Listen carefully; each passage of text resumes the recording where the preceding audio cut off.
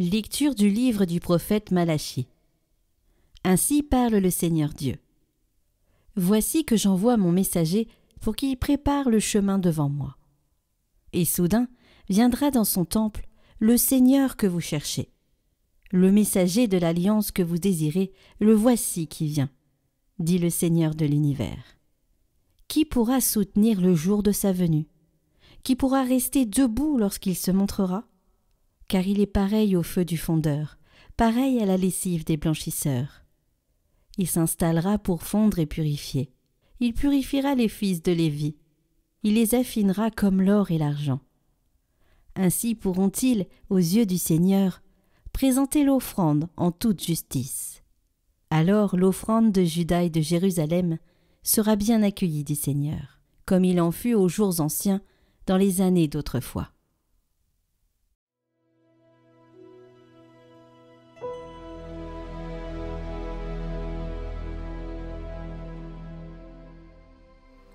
C'est le Seigneur, Dieu de l'univers, c'est lui le roi de gloire. Portes, levez vos frontons, élevez-vous, portes éternelles, qu'il entre, le roi de gloire. Qui est ce roi de gloire? C'est le Seigneur, le fort, le vaillant, le Seigneur, le vaillant des combats. Portes, levez vos frontons, levez-les, portes éternelles, qu'il entre, le roi de gloire. Qui donc est ce roi de gloire? C'est le Seigneur, Dieu de l'univers, c'est lui, le roi de gloire.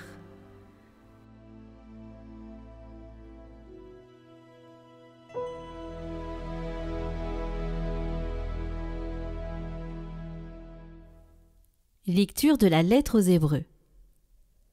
Puisque les enfants des hommes ont en commun le sang et la chair, Jésus a partagé lui aussi pareille condition. Ainsi, par sa mort, il a pu réduire à l'impuissance celui qui possédait le pouvoir de la mort, c'est-à-dire le diable. Et il a rendu libres tous ceux qui, par crainte de la mort, passaient toute leur vie dans une situation d'esclave. Car ceux qu'il prend en charge, ce ne sont pas les anges, c'est la descendance d'Abraham. Il lui fallait donc se rendre en tout semblable à ses frères, pour devenir un grand prêtre, miséricordieux et digne de foi, pour les relations avec Dieu, afin d'enlever les péchés du peuple. Et parce qu'il a souffert jusqu'au bout l'épreuve de sa passion, il est capable de porter secours à ceux qui subissent une épreuve.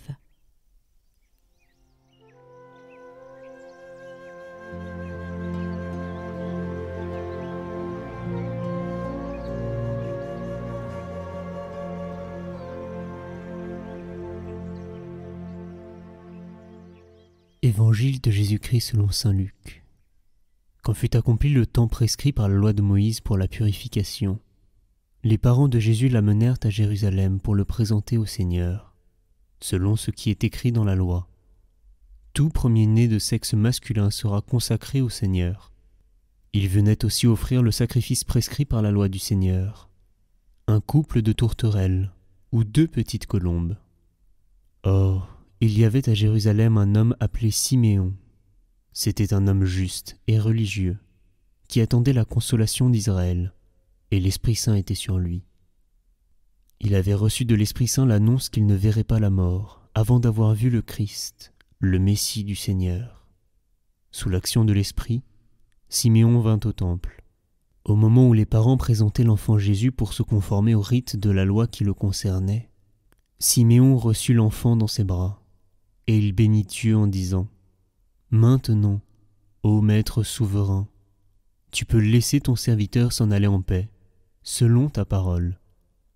Car mes yeux ont vu le salut que tu préparais, à la face des peuples, lumière qui se révèle aux nations et donne gloire à ton peuple Israël. » Le père et la mère de l'enfant s'étonnaient de ce qui était dit de lui. Siméon les bénit, puis il dit à Marie sa mère, « Voici que cet enfant provoquera la chute et le relèvement de beaucoup en Israël. Il sera un signe de contradiction. Et toi, ton âme sera traversée d'un glaive. Ainsi seront dévoilées les pensées qui viennent du cœur d'un grand nombre. » Il y avait aussi une femme prophète, Anne, fille de Phanuel, de la tribu d'Azer.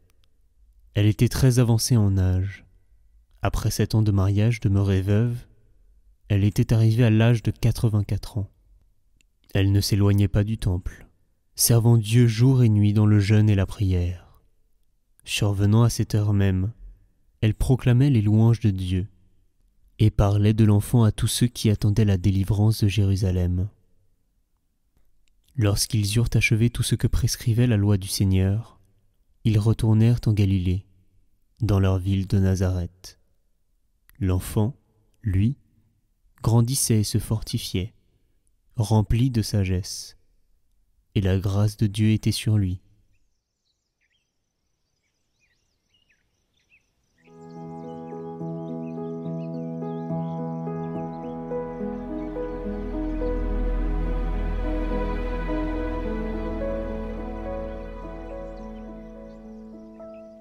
En 1997, le pape Jean-Paul II a institué le 2 février, fête de la présentation du Seigneur au Temple, fête de la vie consacrée, fête des religieux et des laïcs consacrés par les 3 vœux de pauvreté, chasteté et obéissance.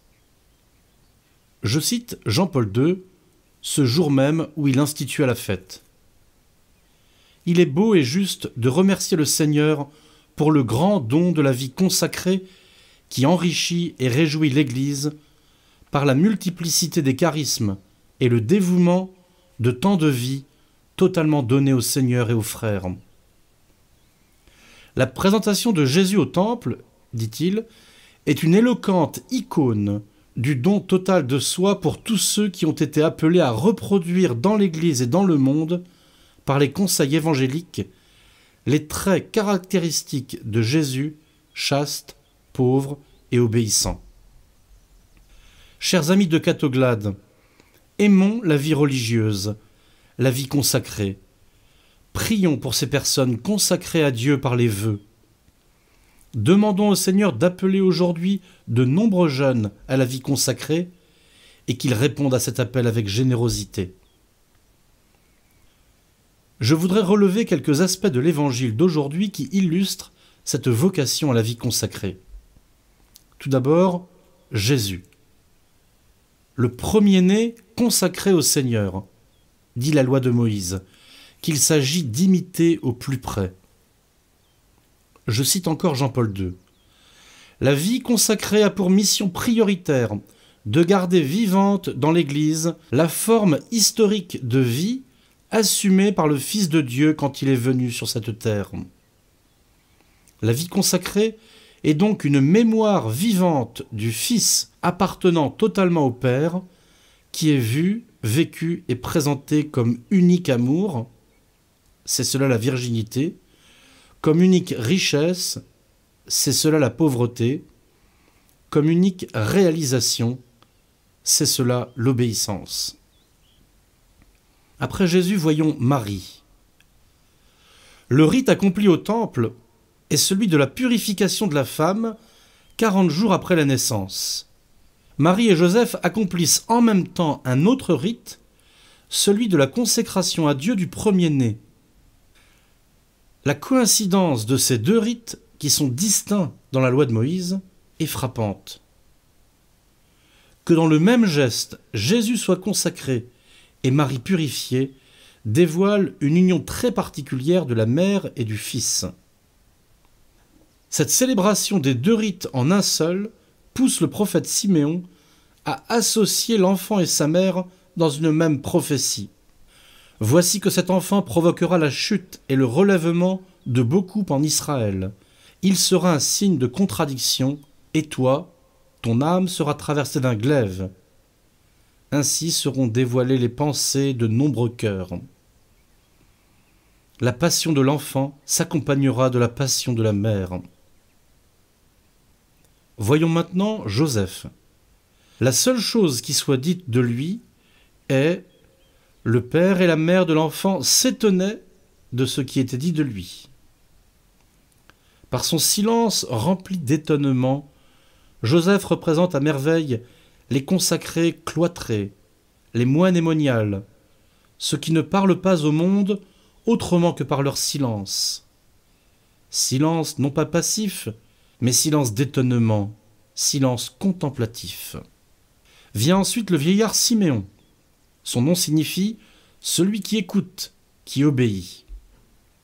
L'Évangile dit de lui « C'était un homme juste et religieux qui attendait la consolation d'Israël, et l'Esprit Saint était sur lui. »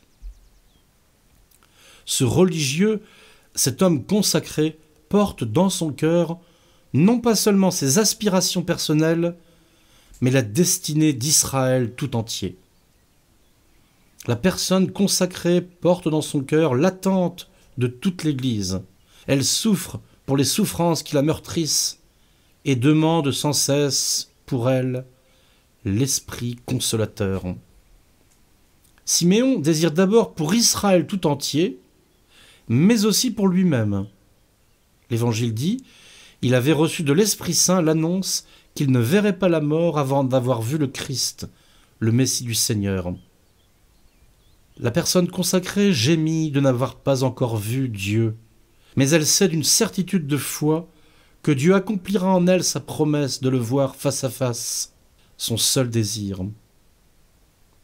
Quand Siméon reçoit Jésus dans ses bras, son unique désir est comblé, sa vie est achevée. Déchire enfin le voile qui s'oppose à notre douce rencontre, chantait saint Jean de la Croix. Mes yeux ont vu le salut, proclame-t-il. Homme consacré à Dieu, il oriente l'attention vers la véritable finalité de l'existence humaine, la seule chose qui compte vraiment pour tout homme au moment de sa mort, le salut éternel. La vie consacrée est bien ce témoignage eschatologique au milieu de l'Église. Et Siméon salue en Jésus non seulement le principe de son salut personnel, mais surtout, là encore, il élargit son désir à la mesure du monde entier et de tout Israël, en proclamant de l'enfant « Lumière qui se révèle aux nations et donne gloire à ton peuple Israël. » Anne, enfin, fille de Phanuel, dont le nom signifie « face de Dieu ». Fille de la face de Dieu. Elle est veuve depuis 7 ans. La veuve dans les sociétés anciennes est la personne la plus menacée. La loi du Lévirat prévoyait qu'un membre de la famille de son mari défunt l'épouse, afin qu'elle ne reste pas sans moyen de subsistance. Or, Anne a choisi de demeurer dans le veuvage, donc dans la plus grande précarité et dans une dépendance totale du Seigneur, sans statut social. Elle incarne par excellence le vœu de pauvreté. Dieu seul suffit. Elle est prophète, dit l'Évangile. Sa pauvreté radicale lui donne clairvoyance de jugement et liberté de parole. Tel est le consacré, pauvre, libre, prophète. L'Évangile précise encore, elle ne s'éloignait jamais du temple, servant Dieu jour et nuit dans le jeûne et la prière. Anne reste toujours en présence de Dieu. Elle habite en lui.